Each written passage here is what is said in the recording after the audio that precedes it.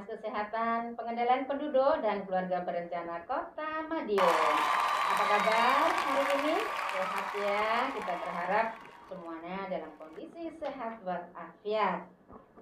Kawan Diska, pagi ini kami menyapa Anda semuanya. Ingin ngobrolan pagi bersama nih beliau-beliau yang sudah hadir di studio Diska, ya kan? Sudah ada di studio Diska. Beliau-beliau ini nanti yang akan kita ajak ngobrol terkait bagaimana sih cara melakukan perizinan terkait dengan perizinan tenaga kesehatan nih. Ternyata yang izin itu bukan keramaian saja, ternyata ada izin tenaga kesehatan. Nah, bagaimana ceritanya? Kita ikuti obrolan pagi ini. Telah hadir bersama kawan Diska, yaitu Ibu Sagita Haryati, Eskepnas, MKes. Selamat pagi Bu Gita. Selamat pagi Bu Retno. Sehat hari ini? Alhamdulillah, terima kasih. Sehat ya. Beliau ditemani dari staf di Subkor PSMPK atau Peningkatan Sumber Daya Manusia dan Pembiayaan Kesehatan Dinas Kesehatan Kota Madiun, yaitu Mbak Sisilia Kusuma Linda. Selamat pagi Mbak Sisil. Sehat? Alhamdulillah sehat. Baik, kawan Diska nih obrolan kita sudah ditemani beliau-beliau pakarnya terkait dengan perizinan tenaga kesehatan. Nah, Bu Gita nih, kita ingin dapat info nih terkait bagaimana sih atau apa saja kegiatan yang ada di Subkor PSDM, di mana khususnya dengan Piankesnya itu apa saja yang ditangani di situ. Jadi terima kasih Bu Retno. Jadi untuk di Subkoordinator Pembiayaan Kesehatan dan Peningkatan SDM ini, kami menangani beberapa perizinan. Di antaranya perizinan tenaga kesehatan, yaitu seputar SIP, SIK, dan seterusnya. Dan perizinan sarana kesehatan, kalau terkait dengan perizinan ya. Selain itu kami juga menangani mengenai pembiayaan kesehatan terkait dengan BPJS, PBID untuk masyarakat Kota Madiun. Nah ini di seksi kami kebetulan. Menangani termasuk nih ada yang datang mau cari nih, mau minta BPJS seperti itu ya. Tapi khusus warga Kota Madiun ya Bu. Khusus warga, aduh saya sayangnya yang kayak gini belum bisa masuk nih ya. Di luar Madiun ya Bu. Madiun coret. Baik ini Mbak Sagita. Kemudian di dalam perizinan tadi disebutkan ada perizinan macam-macam ya, ada yang perizinan praktek dan lain sebagainya. Nah, bagaimana sih caranya mengurus perizinan-perizinan tersebut di Dinas Kesehatan ini atau di Subkor PSMPK? Kalau untuk perizinan yang mana dulu ini Bu? Yang Sarkes? Pertama, iya. Yang sarana kesehatan? Yang Sarkes saja. Kalau untuk perizinan sarana kesehatan, kami bekerja sama dengan DMPTSP Kota Madiun, Bu. Dan untuk para pelaku usaha terkait sektor kesehatan, bisa memasukkan atau mengupload dulu berkas-berkas perizinannya di aplikasi OSS. Karena semua terpusat di sana. Jadi nanti di aplikasi tersebut, nanti Dinas Kesehatan baru akan mengetahui siapa saja yang mengajukan izin, dan kami akan melakukan verifikasi tentang usahanya, apakah memenuhi standar atau tidak sesuai dengan berkas yang sudah diupload di aplikasi. Dan nanti Dinas Kesehatan akan memberikan semacam persetujuan teknis atau sertifikat standar seperti itulah ya. Jadi untuk diberikan izin selanjutnya. Oke, jadi untuk mendapatkan perizinan yang pasti karena ada kerja sama dengan DMPTSP. Ini semuanya melalui sana dulu ya. Aplikasi langsung OSS. bisa melalui aplikasinya. Iya. Nah, kemudian nantinya akan mendapatkan rekomendasi. Betul. Selama ini Bu Sagita, ada enggak masukan atau pemberitahuan dari para pemakai user untuk perizinan ini? Mungkin ada kendala-kendala seperti itu. Kalau untuk sarana kesehatan ada saja Bu ya, karena memang di sini tenaga kami yang melakukan verifikasi terbatas. Mungkin kami tidak bisa melakukan verifikasi secepat, misalnya sudah upload besok diverifikasi, kami belum bisa begitu. Kami harus menjadwalkan dulu dengan kegiatan kami yang lain. Jadi misalnya upload sekarang, kami akan jadwalkan untuk bisa verifikasi. Kapan jadwal verifikasinya? Iya, Nanti betul. karena menunggu banyak yang antri. Tenaga kami hanya terbatas 3 orang ya untuk melakukan gitu. verifikasi ini. Karena semua juga pasti dengan kegiatan masing-masing. Di samping itu kendala yang lain kadang pelaku usaha itu tidak berkas yang di-upload itu tidak lengkap. Sehingga gitu. harus kami kembalikan lagi berkasnya baru bisa dilakukan verifikasi begitu. Jadi kawan Diska, untuk perizinan usaha nih tadi ya, yang dari lini kesehatan, apabila melakukan penguploadan atau pendaftaran melalui aplikasi, tolong dilengkapi, dicermati kembali ya. Dicermati kebutuhannya. Iya betul, karena ternyata ada masalah apabila Dinkes sudah siap untuk verifikasi, ternyata masih banyak syarat-syarat yang belum terpenuhi. Betul, seperti itu. betul. Itu jadi kendala yang memperlama ya. Menjadi kendala panjang akhirnya ya. Iya. Panjang. Kemudian biasanya di dalam menyelesaikan persoalan hambatan yang muncul, biasanya apakah dari Dinkes akan memverifikasi atau memberikan info kepada pelaku usaha tersebut atau bagaimana? Biasanya kami hubungi Bu. Kalau misalnya berkas ini tidak layak dan tidak memenuhi standar dan ada yang harus kami verifikasi sebelum kami lakukan tinjauan lapangan, kami hubungi dulu pelaku usahanya. Ini kok berkasnya seperti ini, mana ini, dan kami infokan pasti kalau kami kembalikan dari aplikasi supaya dipenuhi dulu, itu mesti kami infokan via WA. Karena di situ sudah tertera nomor telepon pelaku usahanya, jadi memudahkan. Jadi setelah dilakukan verifikasi, baru selanjutnya apabila data atau berkas sudah lengkap, baru bisa diberikan kunjungan tadi ya, sifatnya untuk memverifikasi lapangan. Validasi, Siap. Itu tadi untuk pelaku usaha nih. Kalau untuk yang izin dari sisi petugas kesehatan seperti apa nih? Ya. Gambarannya tetap melalui aplikasi juga Bu. Kalau di luar dokter, jadi profesi di luar dokter itu masuk ke aplikasi MASS yang punyanya kota ya Bu ya. Nah di situ nanti dari DMPTSP lewat aplikasi tersebut akan dikirimkan ke Dinas Kesehatan untuk dilakukan rekomendasi. Tapi selain dokter, kalau dokter itu dokter dan dokter gigi itu dari organisasi profesi langsung ke Dinas Kesehatan, jadi tidak lewat DMPTSP. Ya, karena langsung sudah ada peraturannya tentang itu. Nah itu secara rincinya bagaimana proses perizinannya nanti bisa dijelaskan sama Mbak Sisil ya, karena dia yang membuat SOP. Karena ada ada perbedaan ya dari sisi nakes. Nakes sendiri juga masih dibedakan lagi nih kawan Diska. Untuk perizinan dari nakes selain dokter dan dokter gigi tetap bekerja sama dengan DMPTSP. Betul. Kemudian apabila di dokter atau dokter gigi maka melalui organisasi profesi seperti itu ya Mbak Gita. Oke. Kemudian terkait dengan terkait dengan perizinan yang dilakukan oleh nakes, terutama untuk yang dokter nih ya, yang dokter tadi ya, dokter mulai dokter gigi maupun dokter umum. Ini bagaimana nih alurnya yang masuk ke Dinkes? Tadi disampaikan ada alur yang mau disiapkan untuk perizinan ini. Bagaimana nih? Ya kalau saya yang untuk dokter saya beri gambaran alurnya ya. Jadi kalau dokter itu mereka membuat permohonan ke organisasi profesi yaitu ID kalau untuk dokter spesialis dan PDGI kalau untuk dokter gigi.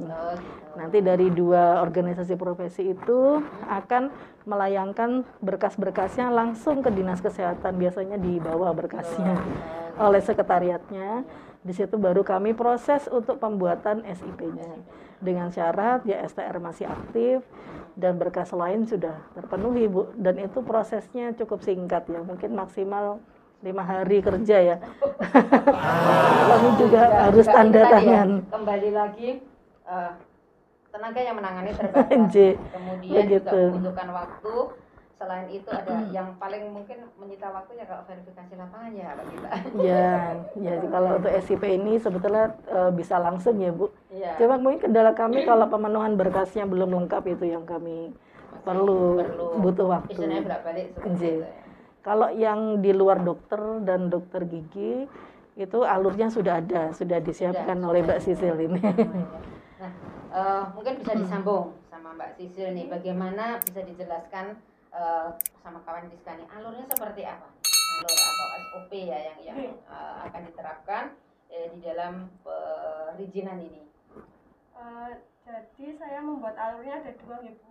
Penerbitan dan pencabutan. Jadi kalau penerbitan itu pertama pemohon itu mengupload berkas-berkas yang dibutuhkan, lalu diverif dari DPMPTSP itu dikirim ke tim verifikatornya Dinkes. Jadi Dinkes nanti mengecek lagi apakah uploadannya sudah benar atau belum. Nanti kalau misalkan ada kesalahan atau kurang berkasnya atau salah tempat nguploadnya, itu nanti ditolak dulu untuk diperbaiki oleh pemohon nanti. Nah, kalau semisal sudah benar, nanti tim dari kami dari seksi PSDM akan membuatkan rekomendasi praktek itu tadi.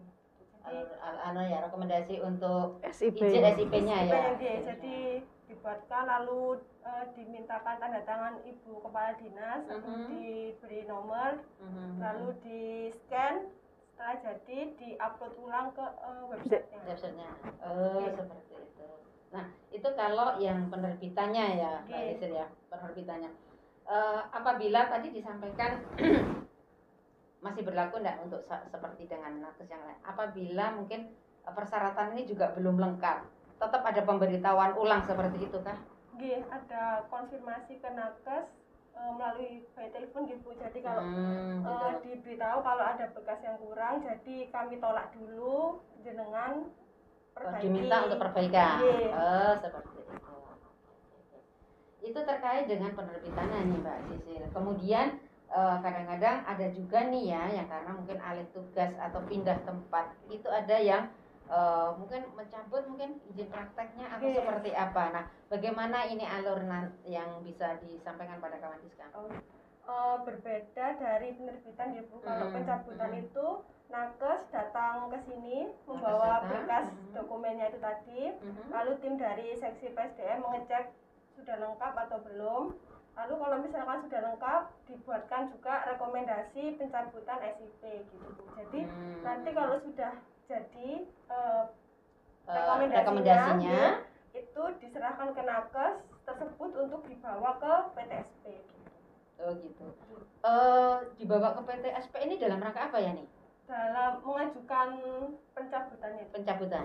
Oh, tetap dari ini ya Bu Sagita ya. Pencabutan tetap dari PTSP juga ya. Jadi sifatnya Dinas Kesehatan ya kembali pada rekomendasi tadi ya. Betul. Kalau makanya tadi SIP di luar dokter gigi, perizinannya di DMPTSP, keluaran izinnya. Gitu. Jadi itu yang penting. Kemudian nih itu tadi soal dengan pencabutan. Untuk waktu pengurusan dari terutama untuk yang perizinan paling lama berapa nih, Mbak? Untuk penerbitan gitu, penerbitan SIP itu di Dinkes maksimal 3 hari kerja. 3 hari. Cukup singkat nih, cepat juga. Cepat. Kalau pencabutan itu 5 hari kerja Bu, soalnya kan alurnya lebih panjang. Mulai dari bersurat dulu ke Dinkes soalnya. Iya. Mereka untuk mencabut itu harus pemberitahuan ya sifatnya ya. Tidak serta-merta misalkan saya praktek nih datang langsung ke di PKSDK langsung saya minta dicabut, tidak bisa ya? Harus ada surat pemberitahuan atau permohonan pencabutan dulu yang ditujukan ke Kepala Dinas Kesehatan. Itu terkait kawan Diska, bagaimana alur daripada perizinan dan pencabutan. Disampaikan oleh Mbak Sisil bahwa untuk perizinan mungkin kurang lebih 3 hari ya sudah keluar ini. Kemudian terkait dengan pencabutan memang masih cukup panjang. Jadi teman-teman yang ada izin usaha, izin praktek ya Mbak, ada izin praktek pada saat melakukan perizinan berkas-berkasnya lengkap dulu. biar nanti nggak bolak-balik, karena kita sudah punya waktu menata tadi dari bidang PKSD kayak gitu, menata itu 3 hari, mudah-mudahan selesai biar bisa ganti dengan peserta yang lainnya. Iya, betul sekali. Betul sekali. Oke nih, untuk selanjutnya nih, bisa nggak dijelaskan secara singkat bagaimana persyaratan untuk nakes apabila mencabut? Persyaratannya itu apa saja yang? Oke. Untuk pencabutan itu berkasnya ada permohonan rekomendasi, pencabutan surat praktek itu yang mengetahui atasan.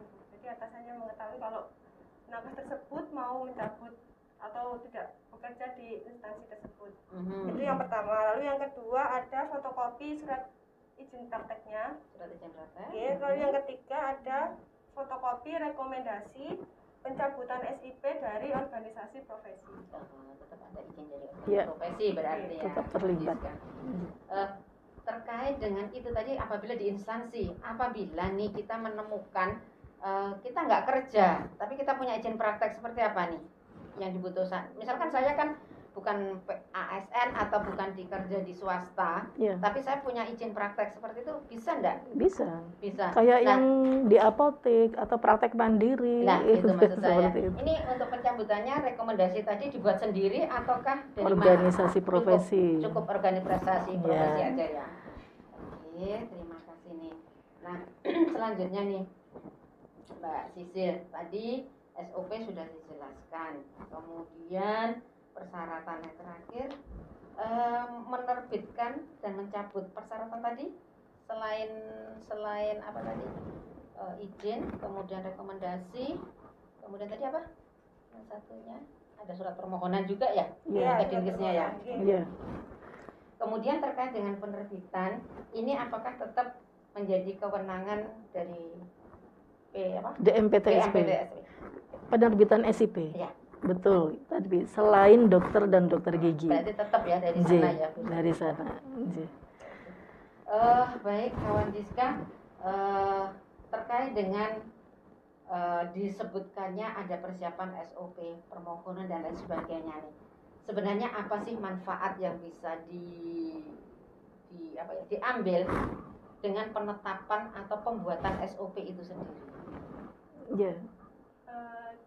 Jadi kalau harapan kami yang pertama itu dengan adanya SOP ini menjadi tools atau alat meningkatkan efektivitas pelayanan perizinan di dinas kesehatan gitu. Lalu yang kedua, dengan adanya SOP ini di dalamnya kan sudah ada alur, lalu sudah ada berkas persyaratan, lalu jangka waktu penyelesaian. Jadi diharapkan itu nakes mendapat informasi yang valid gitu.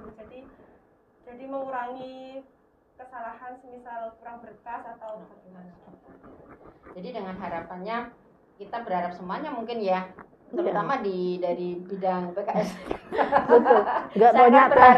Nggak bolak-balik tanya. Betul. Ya, sangat berharap dari SOP yang sudah dikeluarkan ini pertama dapat dibaca oleh para pemohon. Seperti itu ya, yang berkaitan dengan izin ini, baik izin maupun pencabutan ya. Harapannya seperti itu. Karena dengan memahami bagaimana alurnya pada saat permohonan maupun pencabutan, jadi ini benar-benar mereka itu, oh syaratnya harus seperti ini, alurnya harus ke sana.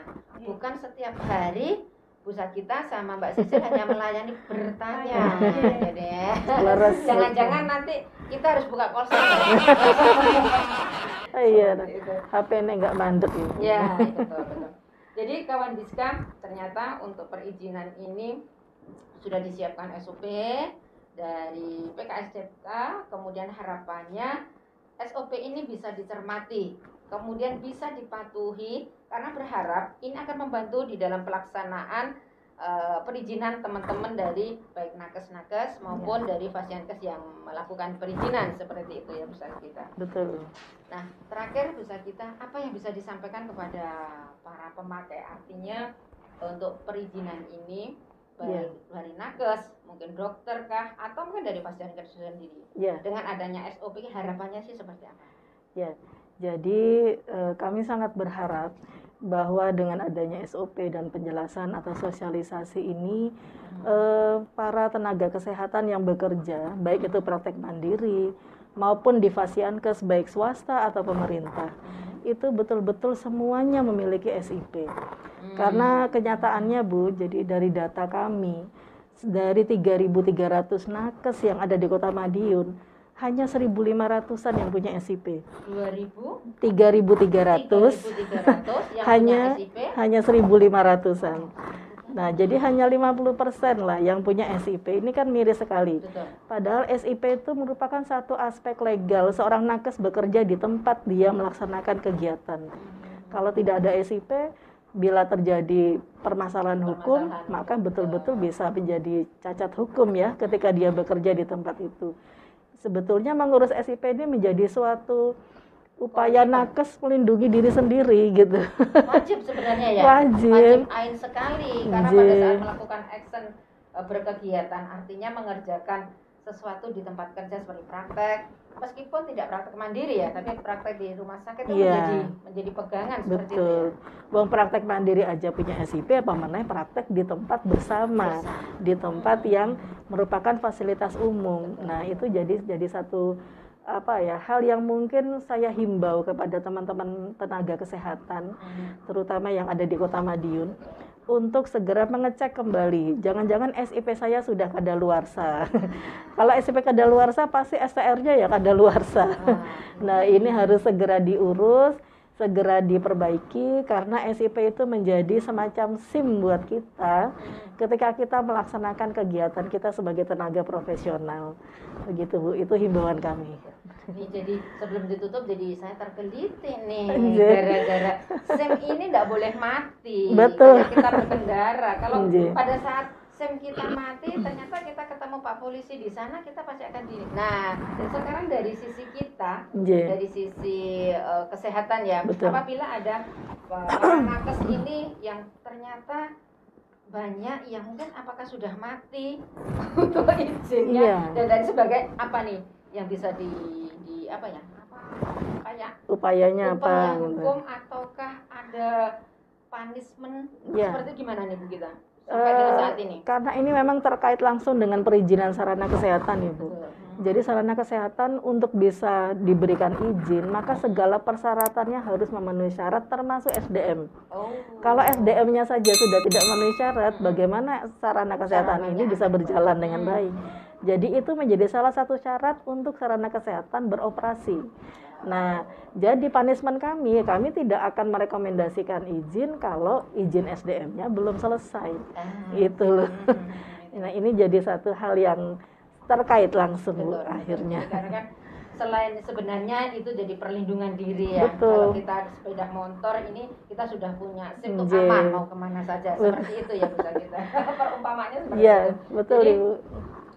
Kawan Diska, ternyata terkait dengan izin praktek ya, izin praktek seperti itu secara pribadi, secara mandiri untuk para nakes ini mohon dicek kembali. Karena ternyata ini juga terkait dengan izin Fasiankes yang melakukan aktivitas. Seperti itu ya bisa kita. Apabila nanti secara persyaratan ketenagaan di Fasiankes itu masih ada yang masih ada tidak memiliki izin ternyata ini berdampak pada mungkin izinnya Fasiankes ini yang istilahnya ditunda atau seperti apa. Dan sekarang apalagi ada akreditasi Fasiankes, itu sudah lebih lagi untuk pengawasannya. Jadi SIM ini sangat penting untuk para nakes di mana saja berada. Harapan kami seperti yang saya sampaikan Bu Sakita tadi, lengkapi SIM-nya dulu, jangan jalan, tapi lengkapi dulu SIM-nya, biar aman semuanya, aman untuk diri sendiri dan aman untuk orang lain. Karena apabila ada terjadi sesuatu, ini nanti akan menjadi perlindungan yang pertama ya bisa kita. Apabila terjadi kekeliruan di dalam penanganan pasien, ini pegangan pertamanya, seperti itu. Baik kawan Diska, ternyata obrolan kita sangat hangat menuju Iya Ibu. Ternyata sangat menarik terkait dengan SOP. Mudah-mudahan dengan upaya penerapan SOP terutama di dalam perizinan maupun pencabutan izin praktek baik bagi tenaga nakes maupun tenaga dokter dan dokter gigi yang diterapkan nanti di Dinas Kesehatan dapat dipatuhi secara bersama-sama, dimengerti, dipatuhi dan bisa dilaksanakan bersama-sama. Semuanya demi memperlancar kinerja perizinan atau kinerja pemberian pelayanan pada perizinan bagi para nakes. Iya. Baik, terima kasih nih Iya. kita dan Sama-sama, Bu sudah Risma. hadir memberikan informasi kepada kawan Diska terkait dengan SOP perizinan nakes. Terima kasih kawan Diska, kita ketemu di waktu yang lain.